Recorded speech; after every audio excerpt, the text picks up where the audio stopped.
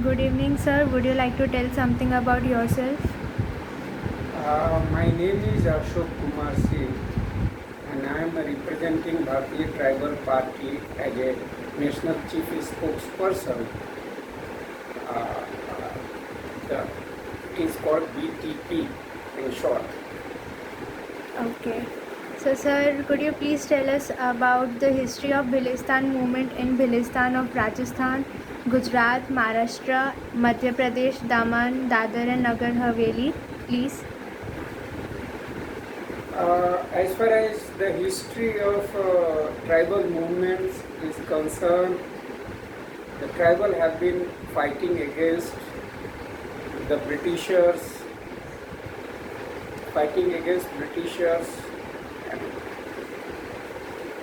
uh, Britishers and the post-independence fighting against the government. Why? Because the government have been trying to exploit the natural resources of the tribal people in Bhilistan of these area. So they are forced to fight against the Britishers and the government of India. Before independence, all the forests were cut by the British company and their agents, but it blame goes to tribal. Similarly, after independence, nothing has changed in context of tribal independence. Besides, tribal area have been the Hills country have been divided in four parts of Gujarat, Rajasthan, Madhya Pradesh, Maharashtra, and two union territory of Dadar, Nagar Haveli, and Daman. So against these, tribal have been protesting and organizing and mobilizing themselves. So the history goes prior to Aryan Vedic periods, tribal were the rulers of this country, the Bhil country. They have been like, for example, the Banswada was Bhil by the Bansiya Bhil, Dungarpur was ruled by the Dungriya Bhil, then Udaipur is ruled by the Udaya Bhil, the Ahmedabad city ruled by the Asawal Bhils. So many small cities and towns today in name of the Bhils who were once a chieftain of these areas. So when there is an interference in the culture, politics, social life of the tribal people, they have been resisting. For example, after independence, the division of tribal areas and into four states were protested by the Chotu Bhai Basawa. We popularly called him Dada Saheb, in Bhilistan part of Gujarat. Similarly, Dilip Singh Bhuria was the member of parliament. He has also protested and demanded the separate state of the Bhils consist of Gujarat, Rajasthan, Madhya Pradesh, Maharashtra. Okay. So, sir, as you mentioned the name of Mr. Dada Saheb Chotubai Vasawa, so could you please tell us about his role along with Baba Saheb Maheshji Vasawa's role in BTP and BTS? See, the Chotu Bhai Basawa is the only leader in Bhilistan who have been consistently and continuously fighting against the government for implementation of the constitutional rights of indigenous people of Bhilistan. He has also fight for the rights of scheduled caste people. He is a follower of Dr. Bhimrao Ambedkar. He is a follower of Dr. Jaipal Singh Munda. He is the follower of Dr. Bindeswari Prasad Mandal. He has been also demanding the OBC caste census in 2000 since its implementation of Mandal commissions. He has been also asking government for implementation of Honorable Justice Sachar Commission report for ensuring the rights and entitlements of the communities, particularly the Muslim communities in the Bhilistan. He has been also struggling to ensure the rights of women, in Bhilistan, because the non-tribal people are coming to get married with the tribal women to grab the land of the tribal people in Bhilistan. So he is the only who has been fighting. He has been member of legislature assembly in Gujarat for last 35 years. He has, and his son has registered party. They were earlier working, struggling on the banner of Bhilistan Tiger Sena, Bhilistan Vikas Morcha. Right now, in 2017, Chotu Bhai Masawa and Mahesh Bhai Basawa registered party called Bharatiya Tribal Party, which have contested elections in Gujarat, Rajasthan, Madhya Pradesh and Maharashtra, and in 25 seats they were able to secure 4 seats, and 21 seats they were the second runner in Gujarat, Rajasthan, Madhya Pradesh, Maharashtra. So he is an emerging leader of the tribal community in Western India as a symbol of a struggle in Bhilistan. Okay. So, sir, as you mentioned about the state ST, OBC, and SC, and other minorities, so I would like to ask you about their status, about the status of ST, OBC, SC, other minorities, women, farmer, laborers, and fishermen. How are they dealing with things going on right now, and what are their positions? See, as far as tribal is concerned, there are affirmative actions have been enacted in the Constitution of India, and constitutionally they have a right to education, they have a right to access natural resources, they have a right to education.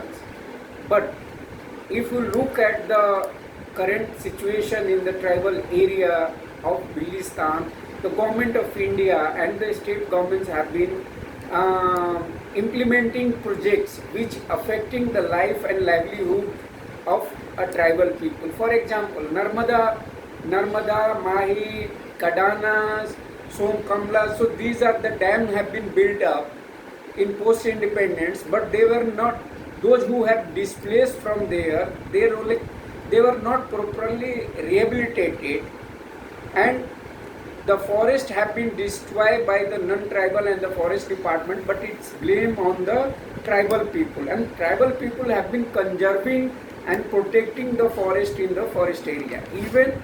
But the forest department is not allowed to cultivate the lands and protect the natural resources and biodiversity.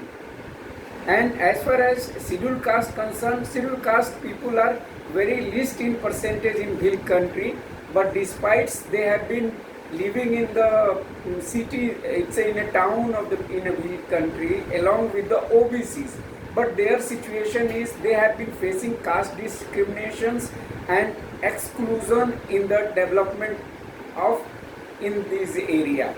They were not given as much as required education and health facilities for their development. As far as the women are concerned, as I earlier said that in tribal areas the women are victim of the non-tribal people who have been entering in these lands and for grabbing the land. So there are organization in anti-constitution organization, anti-tribal women, Dalits, minorities organizations are also working in this Bhilistan area who have been perpetrating and attacking the minorities, particularly the Muslims and the Christians, and looting their houses and attacking on them in the name of religion. They are instigating and converting tribal people for their implementation of agenda. Okay. So, sir, do you think any of the national party is responsible for the circumstances such minority people are going through, like BJP, Congress, NCP, Shiv Sena in Bhilistan? What are their Yes. negative roles? See, after independence in this Bhilistan, these four parties, particularly the Congress, BJP, Shiv Sena, and NC, have been ruling. They have a chief minister in these states, and they have been deciding the future of the people of these areas. Particularly in Bhilistan, the tribal area of the Gujarat, Rajasthan, Madhya Pradesh, and Maharashtra, all these four parties' rules are very negative in context of ensuring the rights of indigenous people according to the ILO Convention, the International Labour Organization Convention 107 on 169, and the Government of India PESA Act, Forest Right Acts, and the Right to Education Acts. So these acts have been violated by the government itself, and as in you know that there is a special budget for the tribal for according to their population for the development of the tribal. But sorry to say that this development fund has been misappropriated and relocated. है ना, relocated in the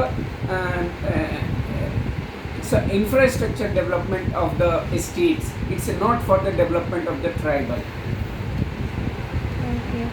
So, could you please list some tribal struggles in past, present, and the struggles these tribal people will be facing in future in context to historical personalities?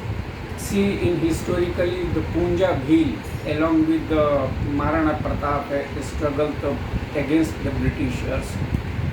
Then there is a Swami Anup Das Ji Mandal in a Saharia land of Marwar. He has fight against the destruction of forest and the environment and the exploitation of tribal by the Baniyas and Jains. Similarly, in pre-independence, Motilal Tejawat, who were fighting against the feudalism of Udaipur states, who were not allowing tribal to get educated. So similarly, the tribal have been fighting for the rights of education in Dungarpur by the Nana Bhai Khant and Kali Bhai Bhil. And in Banswara, Guru Govind and Mama Baleshwar Dal have been fought against the tribal, against the non-tribal who have been economically exploiting the tribal people and politically exploited by the non-tribals, and educated and culturally distorted by the mainstream religious groups. So similarly in Gujarat and Madhya Pradesh and Maharashtra, like Tantia Bhil and Dada Keshri, Gamit, all these have been fighting against the onslaught on the tribal people of the Bhilistan. Similarly, the post-independent, there are movements led by the different non-governmental organizations and their leader, like in southern Rajasthan, Dr. Jini Srivastava, who have fight for the rights of indigenous people, women in general, and through the Jangal Jamin Jana Andolan.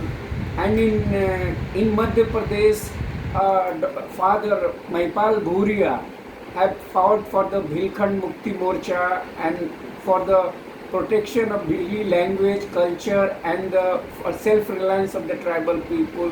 In Gujarat, Chotu Bhai Basawa and Mahesh Bhai Basawa have been fighting for the rights of tribal people in part of Gujarat, Bhilistan, along with the other tribal movements like Narmada Bachao Andolan, for rehabilitation of the displaced tribal of Narmada and Tapi rivers.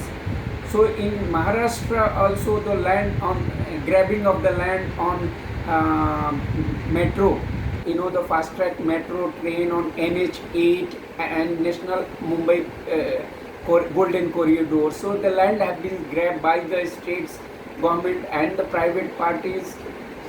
So it's a lot of organizations have been working in Gujarat, Rajasthan, Madhya Pradesh, Maharashtra in tribal area, on the onslaughts of the tribal, scheduled caste, OBCs and minorities and women rights. Okay. So, sir, my next question to you is about the role of RSS, Bhil Seva Mandal, church, mosques, and temples, and Vanvasi Kalyan Parishad in Bhilistan. See, in Bhilistan, the large number of populations are the Bhils, along with the other scheduled tribe communities. And so the Bhilistan is dominated by the tribal people. So the non-tribal people, and they have a very great natural resources. Almost the natural resources of the Western India lie in the Bhilistan.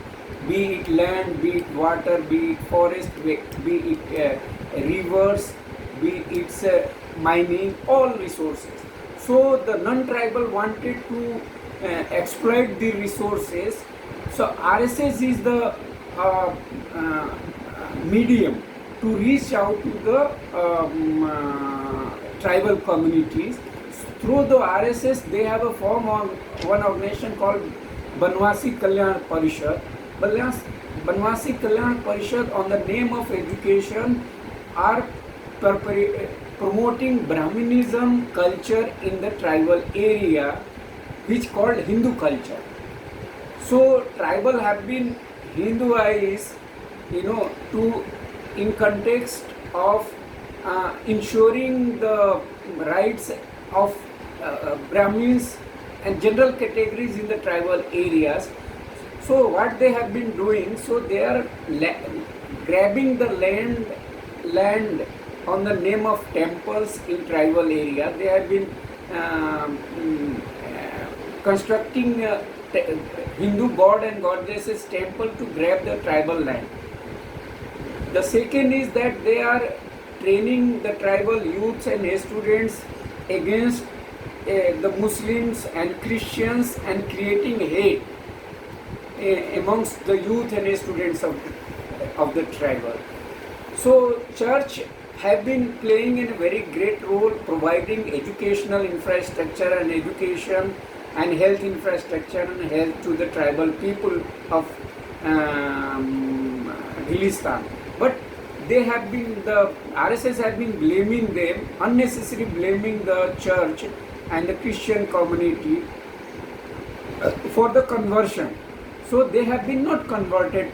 If they have converted, the whole Bhil country is been today Christian country. So their allegations on the church and the Christians are baseless. Similarly, the Muslims Bohre have a business interest in the Bhil country. So they have been also grabbing land of the tribal and exploiting, through the money lending and other economic vested interests. But they are never converted tribal people in Islam in the Bhil land. So, but their role are not as much progressive as the Christians have in the Bhil country. Okay. So, sir, in the earlier questions you have been mentioning about the non-tribals.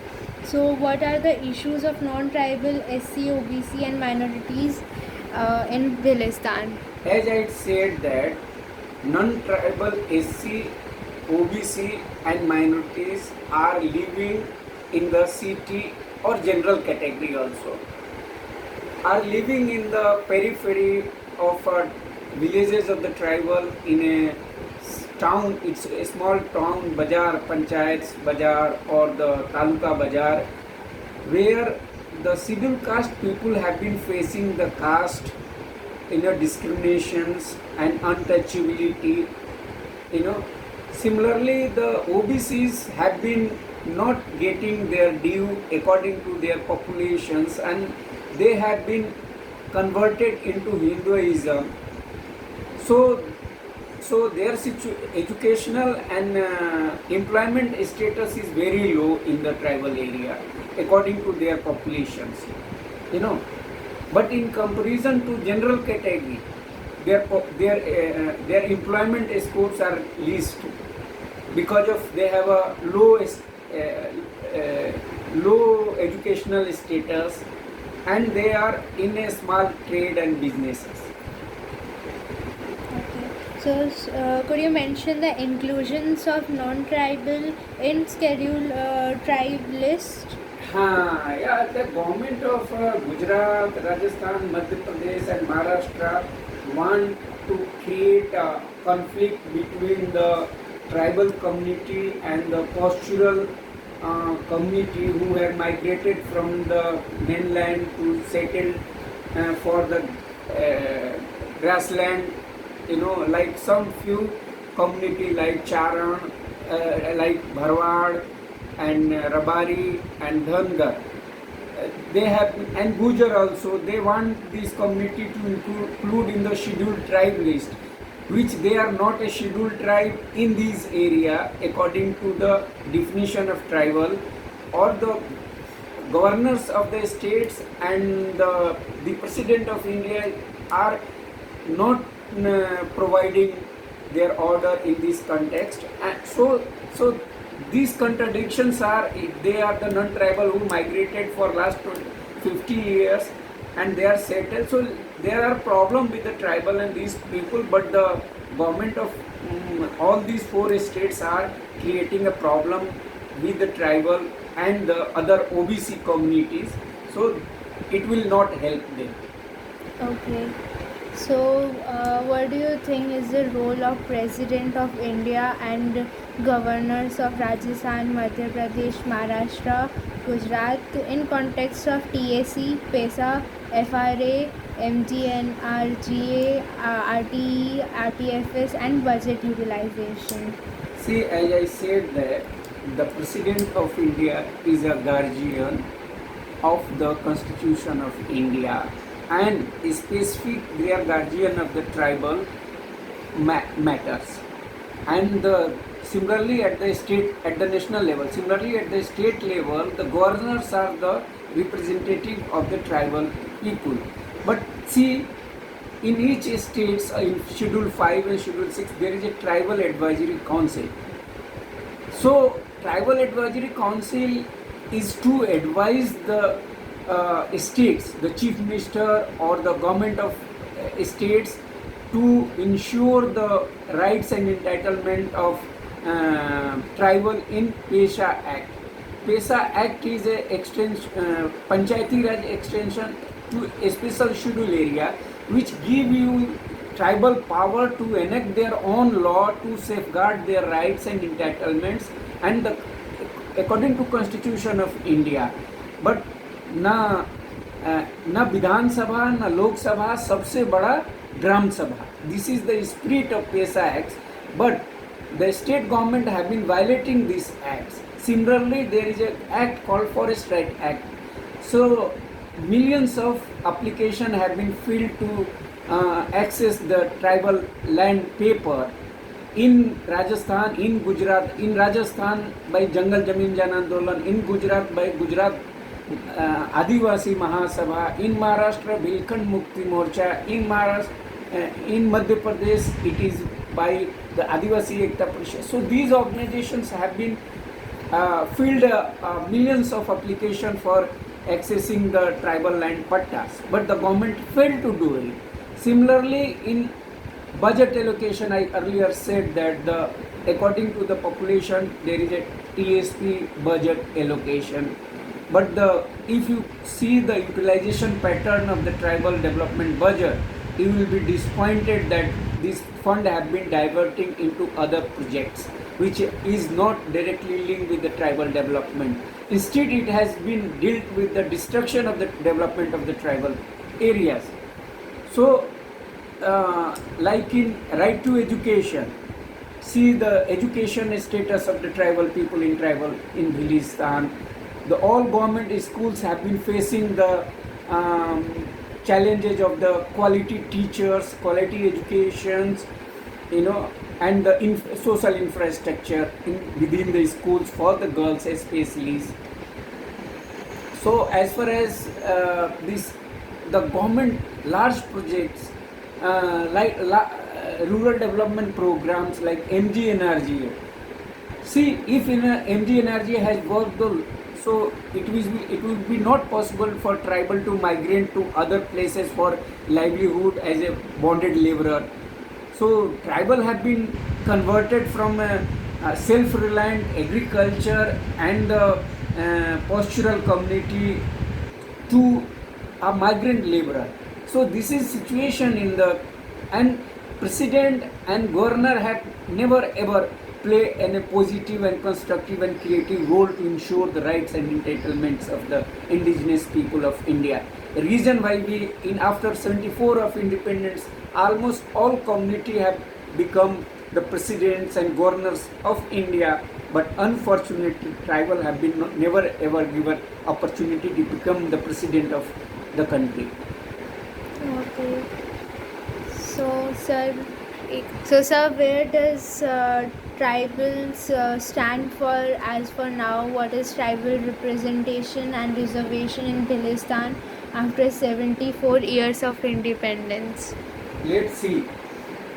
I'm telling you, in Bhilistan, in almost Gujarat, Rajasthan, Madhya Pradesh, Maharashtra, in 200 assemblies and 25 member of parliament seats. So 100 seats are reserved and 100 seats are reserved for the assemblies of Gujarat, Rajasthan, Madhya Pradesh and Maharashtra, and 25 seats are reserved for the member of parliaments. In these area, large in each district, their population is 50% and above. But if you see the representation in their government, in the states, in a first class jobs, like jobs in universities, jobs in judiciary, jobs in media, jobs in business, so they are negligible. Their representation are zero. Interesting thing I am telling you, out of these 4 states, after 74 years of independence, none of the states has produced a single chartered accountant and company secretaries or are renowned journalists or judges from the tribal community in India, in Bhilistan. So this is the failure of the government program of residential schools, hostels and even the coaching institutions. So thousands, crores, millions of rupee have been expending on the promotions of the education and providing coaching to get into the government job, first class jobs, second class jobs, but these posts have been lying vacant.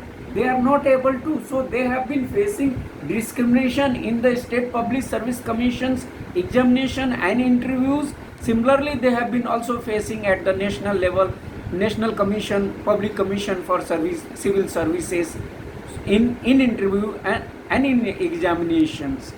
So they are not providing their constitutional rights to represent in Indian judiciary, Indian academic, Indian media. So their voices is not getting heard by the state government, either in state governments in Bhilistan and the central government in India. So, is there any possibility that above the, as you mentioned above, that there are 50 to 60% of minorities in our country in a selected area? So, is there a possibility that those people don't really want to be a part of such professions personally, or because of their financial conditions? Whom do you think is responsible responsible for this unawareness of 60% of the population of an area, which makes education and literacy rate so poor? See, as far as these professional courses and are concerned, it is a state responsibility to provide educational and career counseling at the schools and at college and at university level. Unfortunately, the state governments or the Department of Tribal Affairs and in the tribal area, they are not educating people, providing enough information about the options for the academic and professional courses. They are only providing information about the current courses or the courses which are not providing an employment opportunity or individual growth. So most of you in tribal area, what you see, the students are studying arts, they are studying Sanskrit, so which are not job oriented and profession oriented courses. So it is a failure of the states, the tribal department, education department, where they are not providing educational and career counseling at the primary level, at the secondary level, at the college level, at the university level. Thank you so much.